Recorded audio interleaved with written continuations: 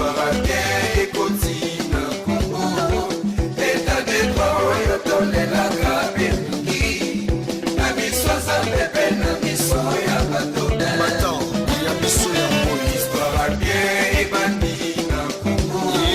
à bien, veut dire que nous associons la parole de Dieu pour le salut de notre pays.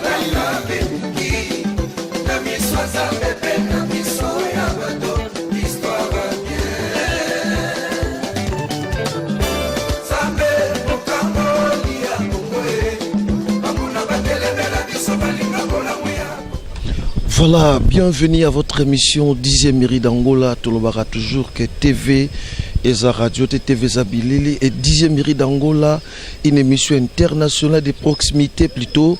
Yako landa peuple biskanuso azali na bosenga ya visibilité.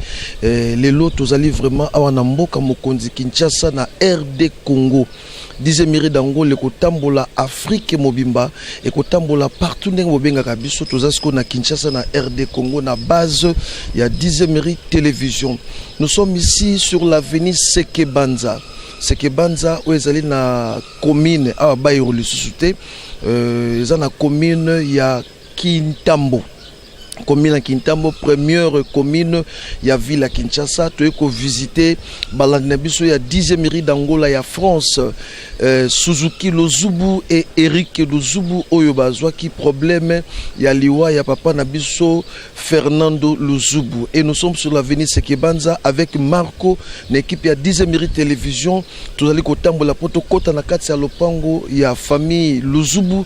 To meka kobeta mwa masolo ya liwa ya papa et puis to kota lisusu na oetali ba vie artistique na bango parce que ezala Suzuki Lozubu ezala Eric Lozubu bazali moko na balanga nzembo o basepelisaka mokili mosusu azali na ngambo ndenge tolbaka na ngambo ya tata Nzambe mosusu pe na ngambo ya musique ya mokito bengaka ba musicien populaire.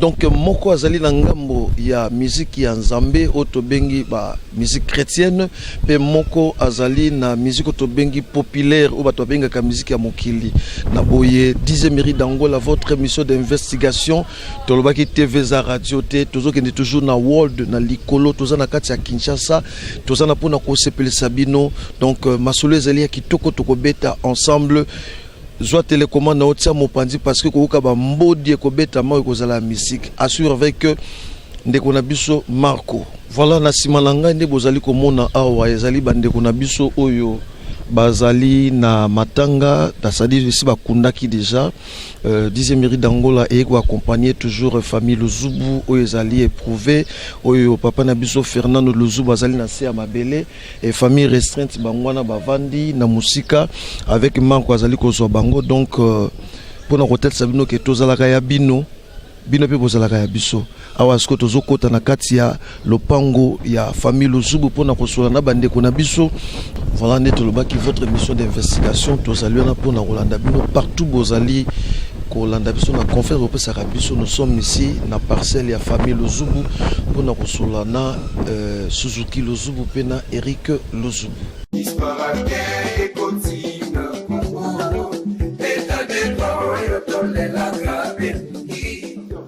Voilà, netobaki na bino que 10e mairie d'Angola, votre émission d'investigation de Outi Musika na Luanda de Kabinda Kunene na ebiki na minute oyo ba télécommande botiango peme boyeba information nini oyo 10e mairie d'Angola alingi apesa na bino.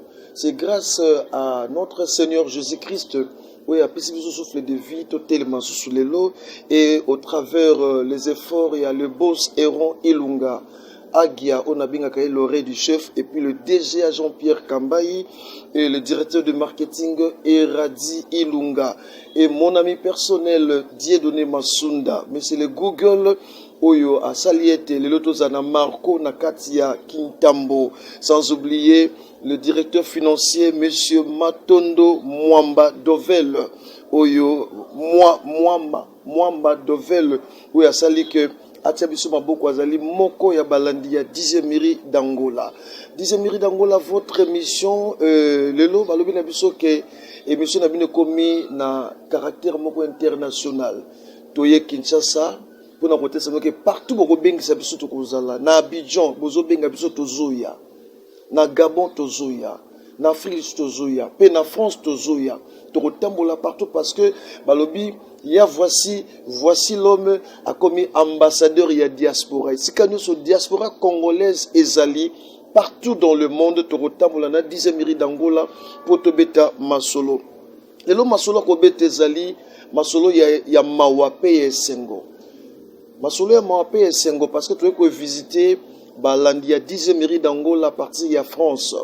Nakati ya famille otobengi famille Luzubu famille Kenda Sango et les loezalaki na disparition ya moko ya ba patriarche ya famille Luzubu. Et je ne suis pas seul, je suis avec mes deux invités comme promis. Je suis avec l'artiste et musicien Suzuki Luzubu. Neno banokutu bondia. Oh ya ya. Bonjour. Bonjour, bondia. Bondia. T'as tout bien? Tout bien. Donc comprenez, c'est l'ambiance de l'émission 10e mairie d'Angola. Comment tu vas? Par la grâce de Dieu, je me porte bien. Merci beaucoup. Nous sommes aussi avec l'artiste et musicien chrétien Eric Luzubu. Bonjour mon frère. Comment vous allez? Ça va par la grâce de Dieu. Ça va. Je vous signale déjà que Eric Luzubu, c'est le petit frère propre de Suzuki Luzubu. On a bien il y a Serge. Il y a 16. Il y a 16 plutôt. Merci. Ah, 600. Boni.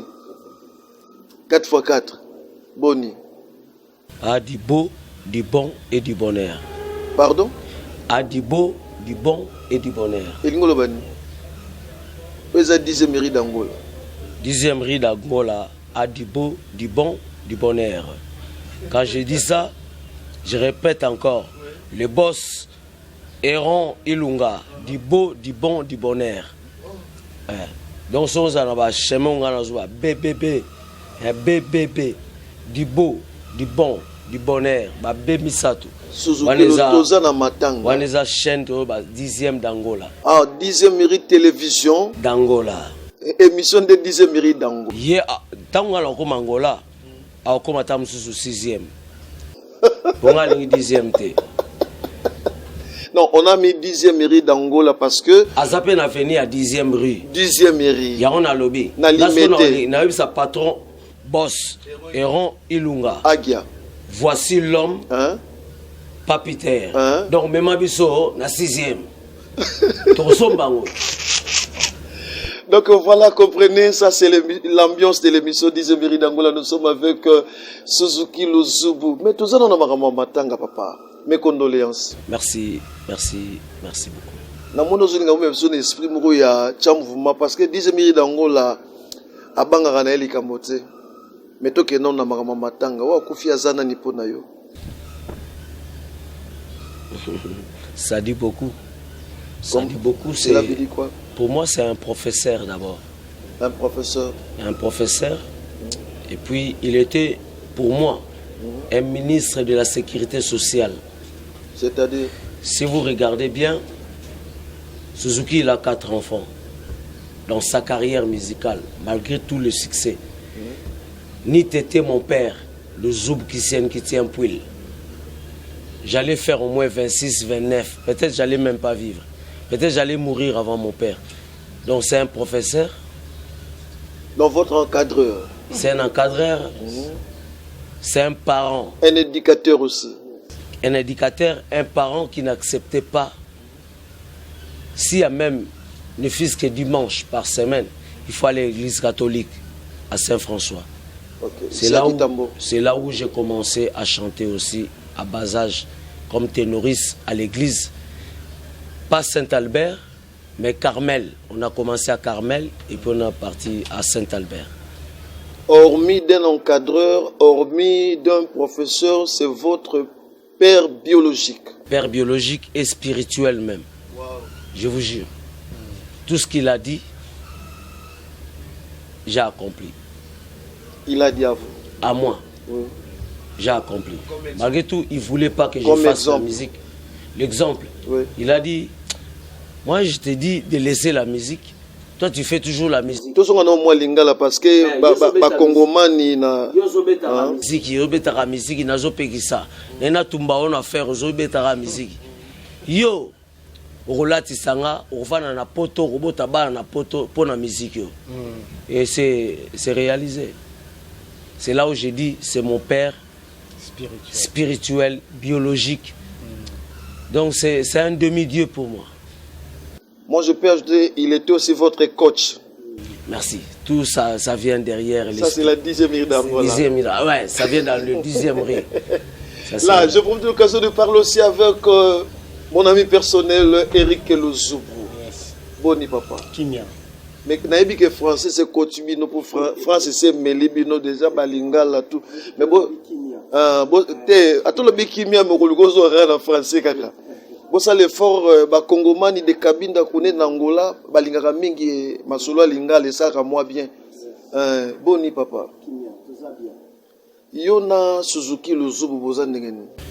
Toza ba frère Yaya ngai leki. Mwana mama leki na mwana mama kulu. Te mama papa penza. Donc Yaya ngai leki. Donc Yaya yo leki. Oui. Yo motolandi. Yo motolandi na sima. Nalandi na sima. Oh. Na mibali. Parce que sima nanga ya basi ebele. Ah OK. Merci. Donc na mibali yo motolandi. Ngam nalandi. Bongo yakati. Yakati azana sima. Azali boso na yo. Ye mutalandi cercle. Alandi donc cercle Kati, c'est Rita, frère Eric. Siko yo za sima yakati ou bien liboso yakati. Naza liboso yakati kutute mais naza avant yakati. Nazonge pas Eric pardon. Nazonge pas Eric. Comprenez que Suzuki Luzubu c'est un grand. Donc il fait des histoires là, donc il y a ça Kemba déjà. Mais tu au bout à bouquer dans la 10e rue d'Angola. Bah armes non conventionnelles les alliés. Jitalala Malembe. Toujours que nayo papa papa Fernando Luzubu. Azala qui n'a ni pona yo. Papa Zaki, ça veut dire comme il y a lobby, c'était un professeur et je rajouterais c'était un coach comme le lobby, c'était un vrai manager. Dès qu'il détectait, il détectait que vous en a ba qualité, ba capacité au accomplir et le bien à vie. Ba talent, c'est ce qu'il a fait. Abandaki na ba yaya, atindi bangon internat. C'est là où on a forgé, on a appris vraiment yakuye ba vie. Qu'est-ce qu'il faut faire dans la vie? Ça veut dire hormis oyazalaki nango andako pia biso un plus. Ça veut dire ko kende ko yeko la lisusu davantage. Na oyo zanango a détecté que oyebi ozo que yo la classe a bakisi sous habité fona longolo koto yo okende sous place mususu pour que yo kola yango sala qui force na ye ko kena biso ko yekola et pesi biso pesu savoir faire yango moniti lelo tozo batela manase ngolu na Nzambe au travers notre nazonga non Suzuki Luzubu parce que azana tendance à koloba mingi notre papa Luzubu Fernando bazo benge patriarche pour nani. La bengi patriarche te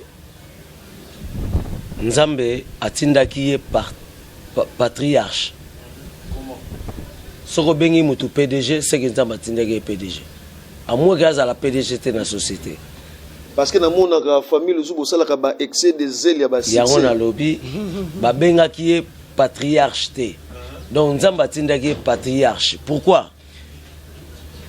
C'est un grand frère qui a ramené ses grandes sœurs, ses petites sœurs et ses petits frères du village jusqu'à Kinshasa, a dirigé Bango Nanzela Kelasi, a dirigé Bango Nanzela Yamosala, puis a dirigé Bango Nanzela Yalibala.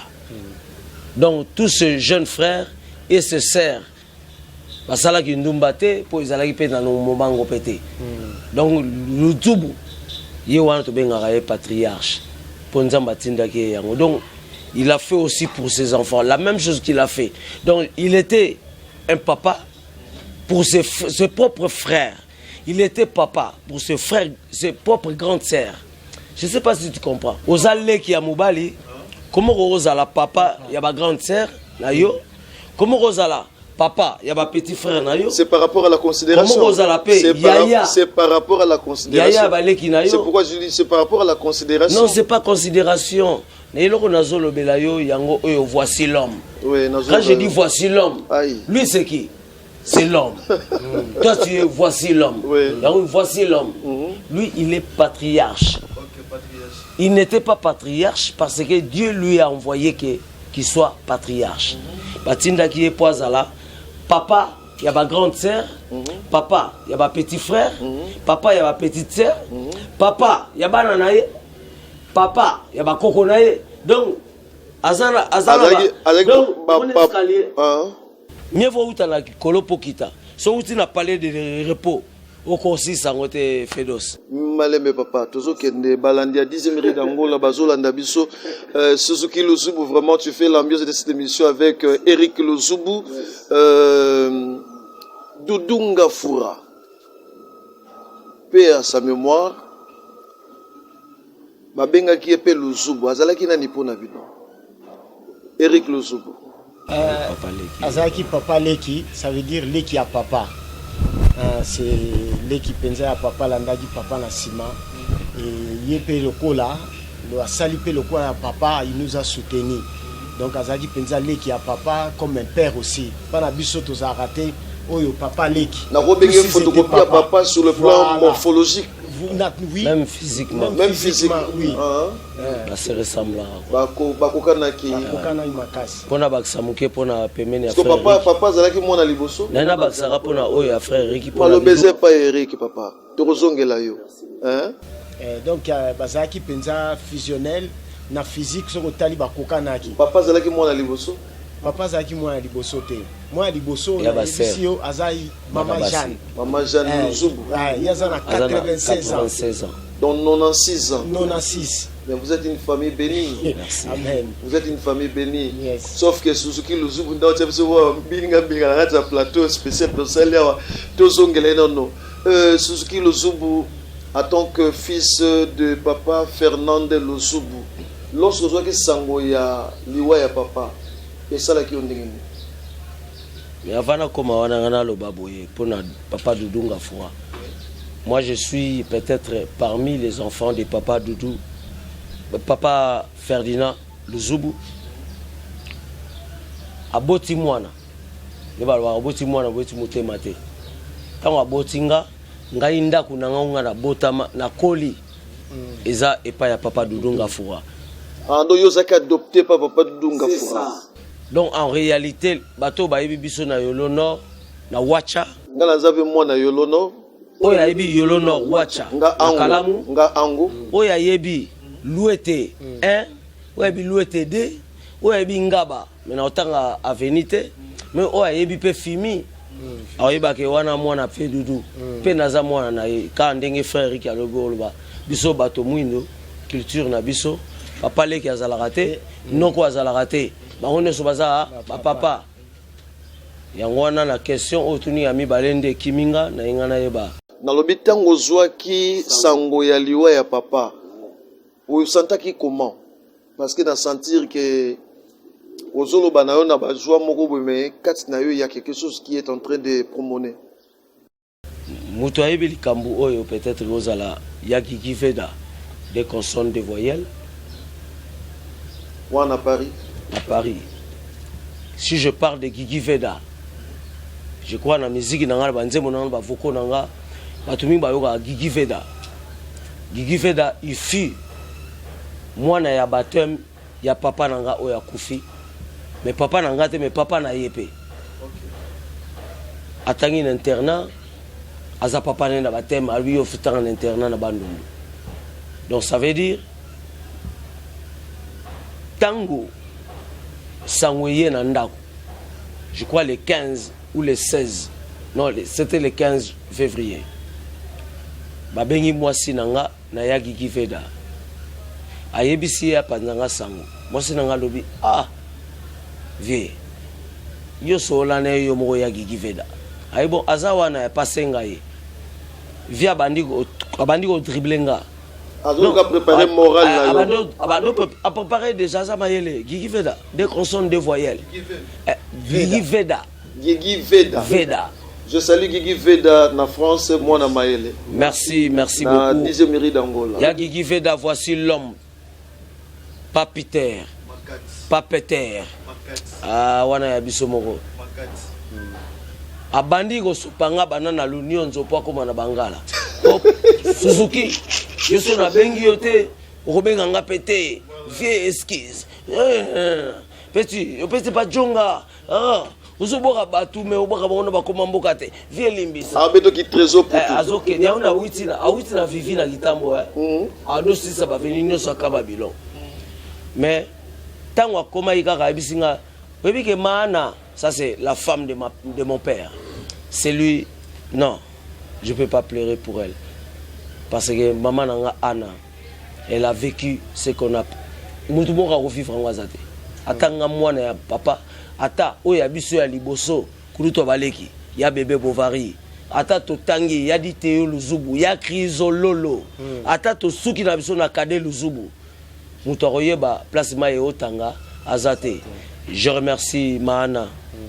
Mahana, tu es la force de famille Luzubu. On te laisserait à personne. Même si tu vas quelque part, nous Luzubu, on va arriver et on va dormir, on va manger avec toi maman. Reste avec nous en paix. Merci. Donc on a continué à bouger ce qu'on appelle maman Anna, maman Nabiso, maman Aboti Biso. Maman Aboti Rick Luzubu. Aboti Biso, oui. Oui, Aboti Suzuki Yewana za, toke wana. Oui, Aboti Kati Luzubu. Yewana Tiki Biso, Yewana Sungi papa. Ce qui est développement. Évoluer. Exacté. Maman Azara moko. Parce que Sangolais reçu yango. Tango ebisinga bi. Webi ke Magata, maman na ekomone madame Magata, en maîtresse. Azara mingi na maana na vie Fedos. Bakoli peti. Webi ke vie Fedos akufi. Donc auta tellement musika. Amemi ba vivi. Ba mutu ba luadi. Ti to bakimvula ti tomati sekebanza. Taletana la mukabo retard. Mais tant au cas du téléphone, on a sauté na premier niveau. Pour aller na premier niveau, na vendre na ville mo amenga au Champlain. La France. On a sauté, c'est madame. Moi c'est na ramta kanginga na lokolo o à droite. A Diembelinga. Olingo sauté pone. Mais tant on comprend la réalité, moi tant on tata za bomoy. Mais la mort est naturelle. C'est la non. C'est le 24 février 2022, j'avais perdu mon épouse. 2022. Le 31, merci beaucoup, le 31 janvier 2023, je viens de perdre mon fils aîné Ephraïm Makati. Nazouya qui va choquer belé, mais je dis, le Seigneur a fait sa volonté. Oromi boaka po nanini po lobio orolanda pays. So na kena jena yo. Na otangelo bato nga la perdre na moment to biso luzu to perdre et legela yo to bandi ko perdre na papa Dudunga Fura eza jena ngate zela nanu papa Dudunga Fura to sisi papa nazo soka na nza olingo mi buaka parce que mwasi na yo na bana na yo balinga batika na kozonga tina ya kobwaka na yo batina ya kobwaka to perdre papa Dudunga Fura et les gars des amboyé to perdre grande sœur Onga Alanda Emma Luzubu perpétue. Et où mériter de perdre Solange. Oh ya la ninga kututo la ninga pété na ser katite en sima du susu. Na minute tu vas perdre ya Chantal. Ya za deuxième na biso ya famille.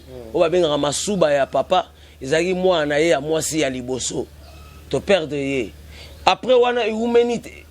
Et où mériter de perdre maman Mafuta. To perdre basi donc mobali moko basi balanani 4 yo pe olinga kosambela te tu na rappel nzambe te tu na pas Eric Luzubu yo atake mosali ya nzambe na makambo nyonso tu kulut na yo Suzuki Luzubu azoloba otuna ki elongi otuna ki nzamba loba kinini je comprends mon frère, c'est par émotion et c'est par beaucoup de regrets qu'elle manifeste pour le Bandengoana. En même temps, je voulais profiter de vous poser cette question. Bandeko ya 10 minutes d'Angola bazotu nangai.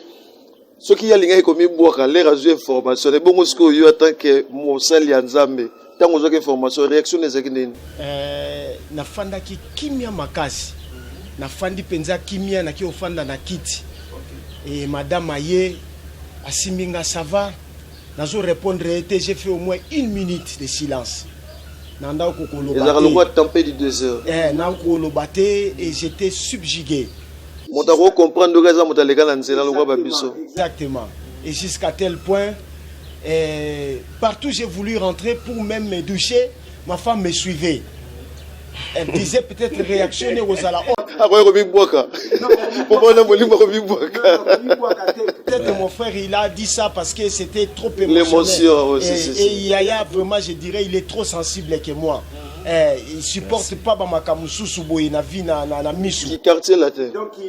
Donc voilà, c'était ça. Moi j'ai pas perdu le contrôle mais j'ai essayé un peu de garder silence, mais en étant étonnement, Nazaki Nakati étonnement, Nazaki a battu complètement. C'est comme si c'est l'œuvre du Saint-Esprit. Exactement, okay. Voilà, c'est comme un vent qui vient souffler du nouveau, mais tu ne sais pas comment ça se passe. Mais au Fandina, au Kimia, on a observé, j'ai observé pendant un temps. Après, madame, voilà, on a voulu maintenant, après même 2h01, on a commencé maintenant à parler de papa, de parler maintenant de sa vie avec madame. Et quels sont de bons souvenirs où vous avez gardé par papa?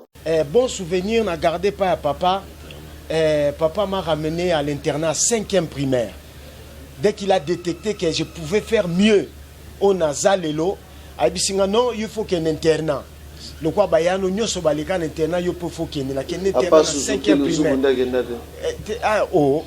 Akenda peo parce que kemba o ya zaboye c'est internat ngana za mvunje solo bika na mvunje mututu ayoba na bi mvunje et puis mvunje wana atanga na internat nini ya kinzambi za wapi tout le monde se met sur le zubute. On continue avec vous. Donc voilà, souvenir on a gardé parce que papa me m'a en internat na Kinzambi comme a dit Yaya na 5e primaire.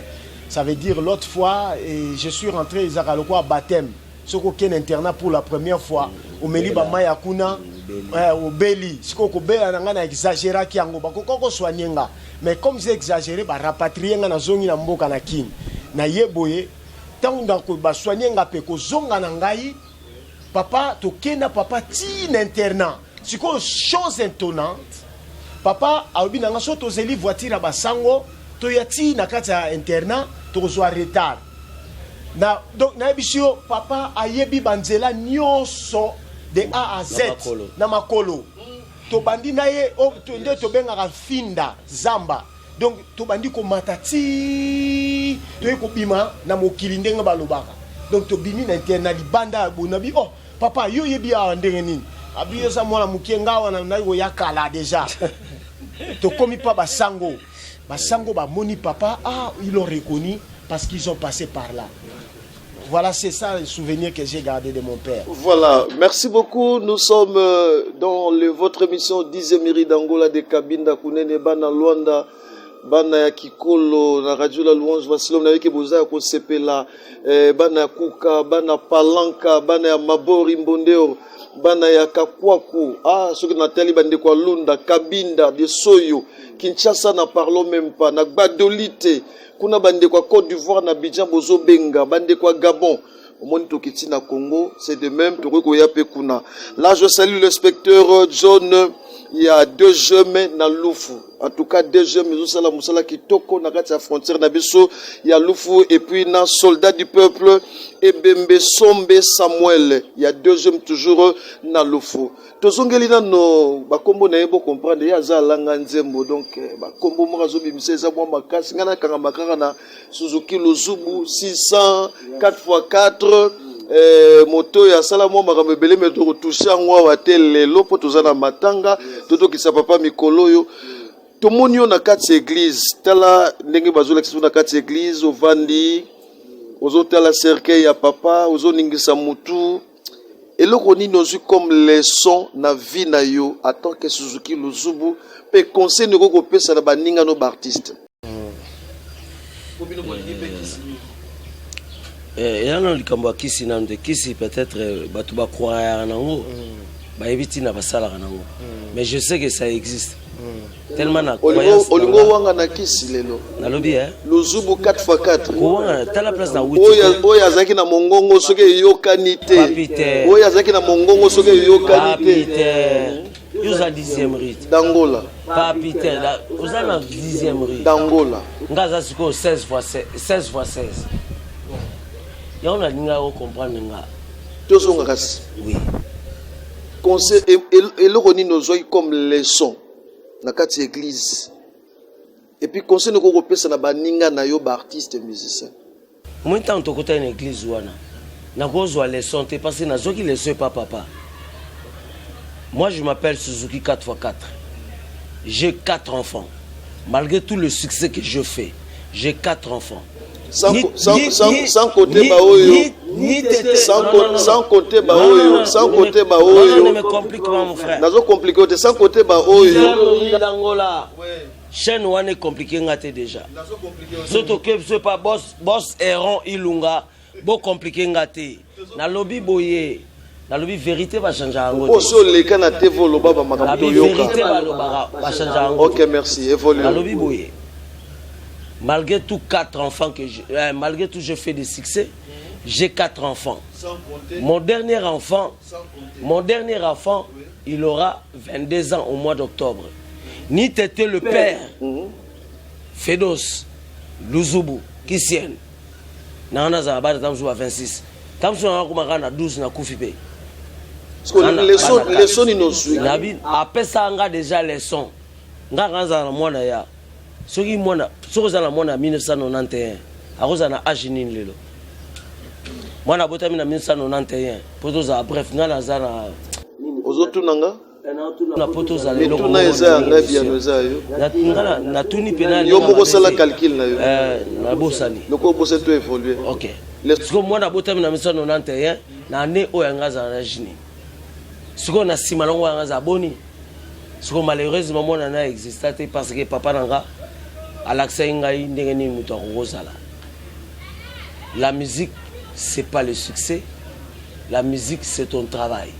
Merci beaucoup. La musique ce n'est pas le succès mais c'est notre travail. C'est un travail. Mais moi j'ai posé la question les sons nini oyo. Yango na lobi na juité même l'église, autour ni en église, on a cercueil na omona. Na zoki déjà les sons na papa. Comment ils ont relation l'église jour après? Parce que yo moko tala siko yango a na cimetière. Tant on zo boka ba fleur yango bazola que ça ndeko na biso makwa zo bendela biso yango yo telemi na kata cimetière. Wana posika leçon te. Wana na opesa siko na bia. J'avais pas compris, je réalisais que non, papa kei. Lokola kei. Qu'est-ce que je dois faire?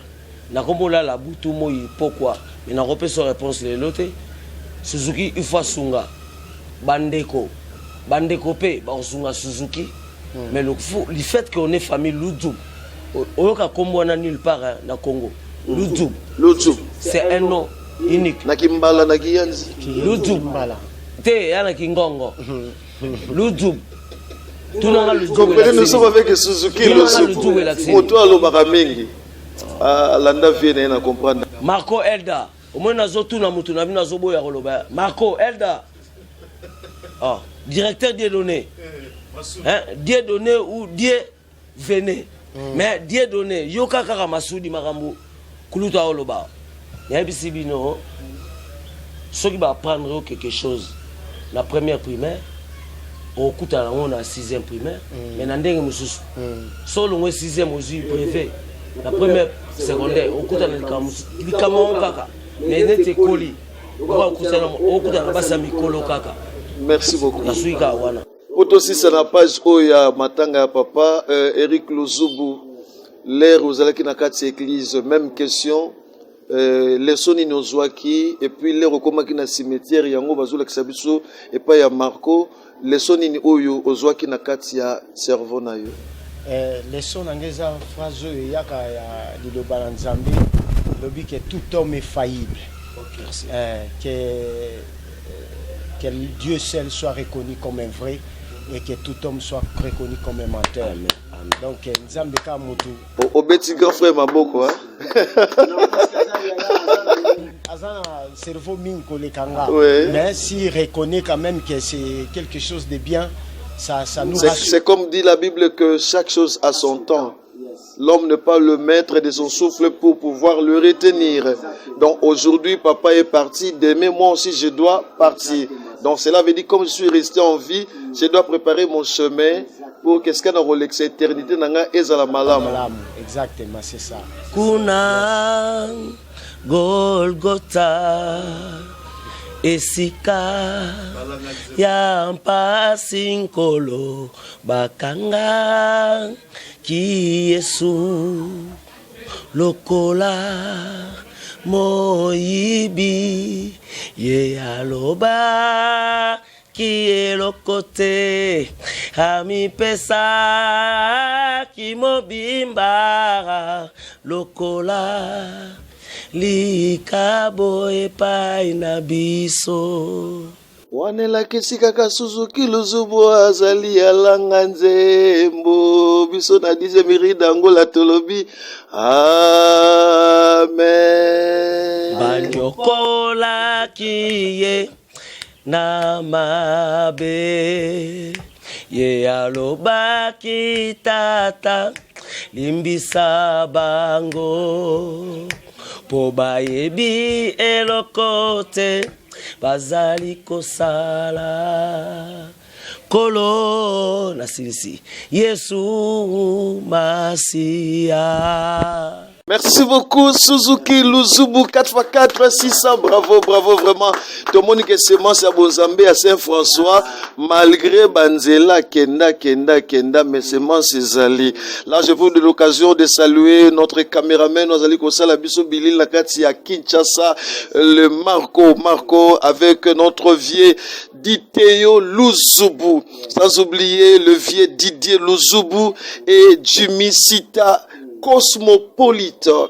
Eric Luzubu, tokobie pa na yo, sikoyo vision na yo ezanini parce que papa Asakei, papa formé yo, un éducateur, un consolateur, il était tout pour vous. Maintenant, qu'est-ce que tu es en train de faire au Vandara en France, na Paris, non? Yes, na Paris. Bino mokomaka ba yes, biso kuna ba ya. Non, tolobara nyoso. C'est pas on va pas se voiler la face pour se déplacer.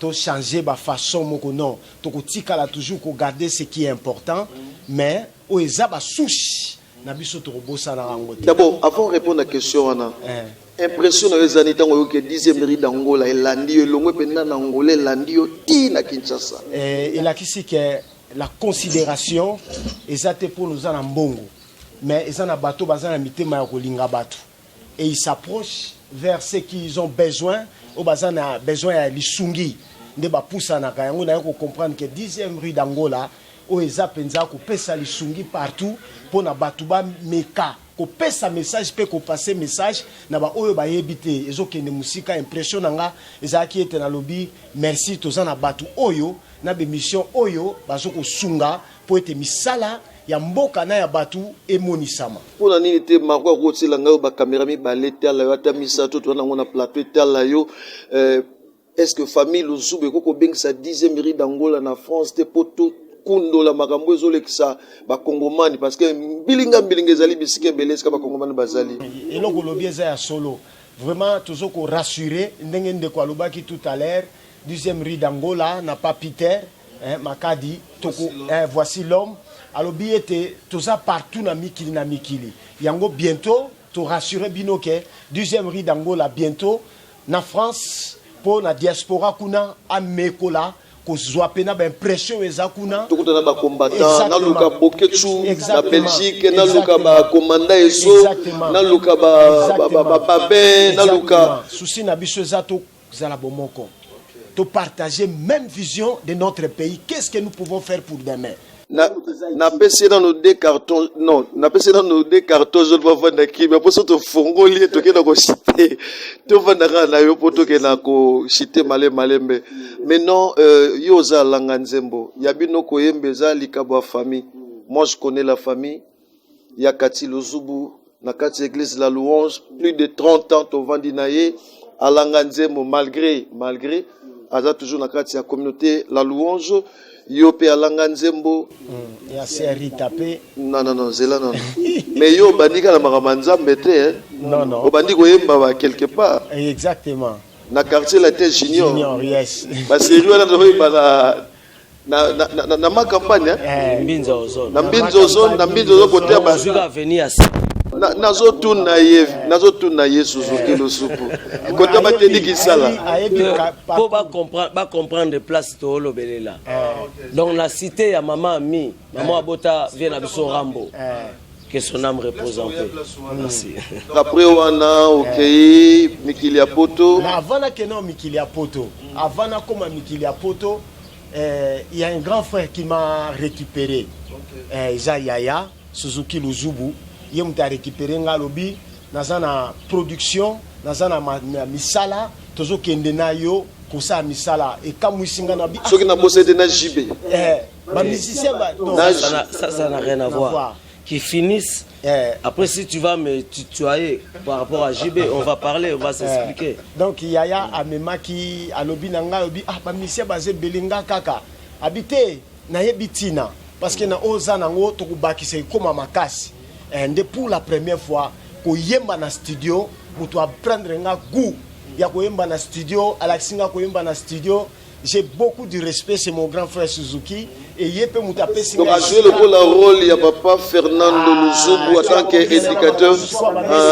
Ok. Il y a un éducateur, Moutoazo là qui s'appelle Batou, Moutoazo qui formé pe Batou. Azna Moutema na Enyoso. Ah papa, Eza Sengo, Eza Sengo. Obengaki na komo, yo bengaki Suzuki Luzubu, to bengaki na bengaki Yaya. Il y a 16. Il y a 16.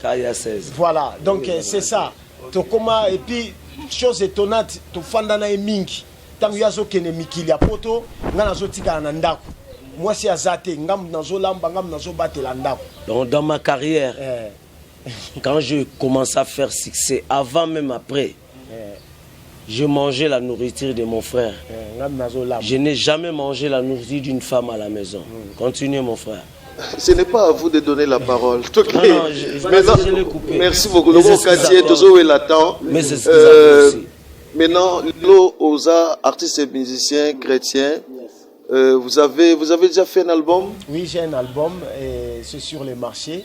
Bientôt, ça sera fini dans les plateformes, mais il est déjà sur YouTube, Eric Luzubu officiel.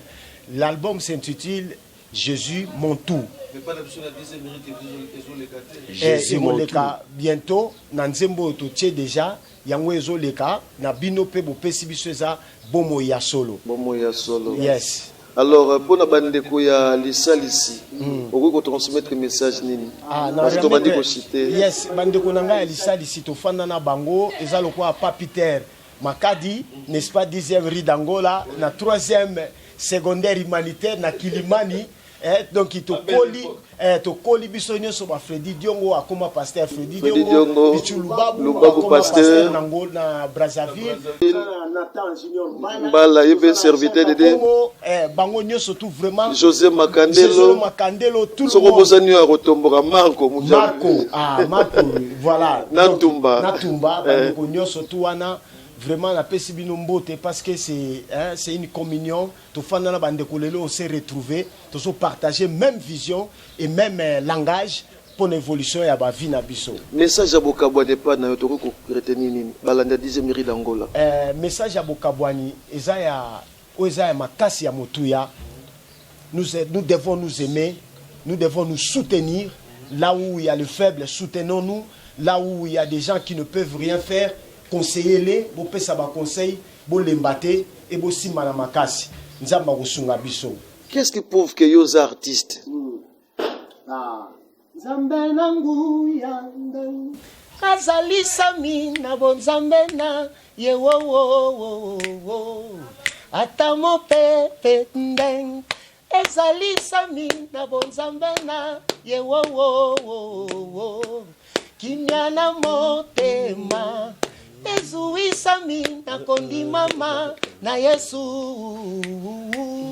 Merci beaucoup Eric Luzubu, l'artiste musicien chrétien depuis France. Aujourd'hui Azali Nabiso na Kinshasa, ayaki pona matanga ya papa Nabiso Fernando Luzubu, le vieux patriarche o ya sali famille Luzubu ebengaye papa na ba domaine ebele. Nous retournons chez les doyens. Camarade ya Modogo Barambwa, camarade ya Samin Chinto, camarade ya Eric Tuti. Ubimisa voite. Bama sano ba Hollanda aussi. Mais to kamwe na matanga perve na mopa wa ete. C'est là où je vous dis la force de Luzubu. Le Zoubou, quand il achète une parcelle, vous n'allez même pas voir ça, vous n'allez même pas connaître. C'est pour lui et ses enfants. Au contraire, pour le quartier latin. Mon frère, oui. Dis-moi, c'est la parcelle qui achète le Zoubou, ou c'est la voiture qui achète le Zoubou, ou la richesse qui emballe le Zoubou. C'est là où je t'ai dit, personne ne va connaître le nom de Suzuki et de la femme de Suzuki. Mais j'ai une femme. J'ai des enfants. C'est belé quelque chose qui a manqué. Parce que fait na yo mopao na matanga ya petit na Suzuki Luzubu ayete. Soko bengi kofi osani. Yebisanga so na benga kofi. Anga ya osani ni pona papa nanga. Luzubu Ferdinand kaka ampo Luzubu Ferdinand. Donc so pa nga kofi. Kofi royat ayibite papa nanga kofi. Mais pour tout le monde na internet, ba camarade no ba modogwa barambo ba poster, ba sametinto ba poster. Parce que le patron na yo, ex-patron na yo, vie na yo. Comme mangate na pesa ye faute. Na lobi boye. Tangu papa Charles akufi, nga nazalaki, ti nazalaki pe na église na Saint-Luc. Tangu mama kufi na France, nga pe nazalaki. Vous comprenez? Na lobi te ke na pesi papa faute. Pour papa Suzuki akufi, tangu Suzuki papa na yete. Yangwa yete mais ayebi que papa n'a koufi mais n'a pas si faute je sais pas je parle na solo ma mère non la su message mon batile nga siko depuis Palanka na kati ya Luanda na Palanka nega na kati ya Luanda Jean Sito agia mokonza bakaya salobi makambo be sali passe est-ce que vous sala ka vocal wana te zuki saramite mabato nako sala ngome bo excusez nga vraiment Banda toyaki le 26 tozola la pongite na resignala mon maître Véronique Mbwebwe na kati ya Lausanne na suka obesa ba mabanga na yo Giveda na zotanga batu oyo ba kolobaka non voix na yeza bien te mais bango batu ayebi ke non voix na ya bien mais mungo za okauka babo ya publicité batu nyoso bayebi ko kufeli olelaki ah ouais OK Valentin Mbope pesa kata elakana mukulukulu na koyara mobimba na ngayo susetongeli nganzoto mawaha na katipo mungongo za mpasi eza pasi te mais ya na mpashi on a continué on remercier Okula Djonga le patron qui ne déçoit jamais, c'est lui qui a fait pendant 8 ans Suzuki, il continue à s'amuser et à réussir dans la musique. Merci Okula Djonga, chapeau. Maloba Bokabwane. Si vous posez un mbote à copier, c'est pas parce que TV za radio, tu comme une souke émission. Mbote na copier ça d'abord na Rita Ali. Maman yaba neve nanga, na copier ça mbote na Sylvie Dembo, Baron Kiski Solokele, na copier ça docteur Binga Papa. Il y a Bruno qui témona, Kotikate, il y a Jules Dikando, l'enfant propre, quand on dira. Il y a Souka, Valardine, Katamba, et sans oublier Semblo, Kabamba, l'enfant propre. Merci beaucoup, c'était le plaisir pour nous de venir dans la famille de Luzubu. Là, nous avons reçu Suzuki Luzubu, 4x4, 600, il y a 16. Et puis Eric Luzubu na avenue Mbanza Seke Banza ici à Kitambo. On se retrouve à la prochaine numéro. Ciao ciao, histoire ya bien.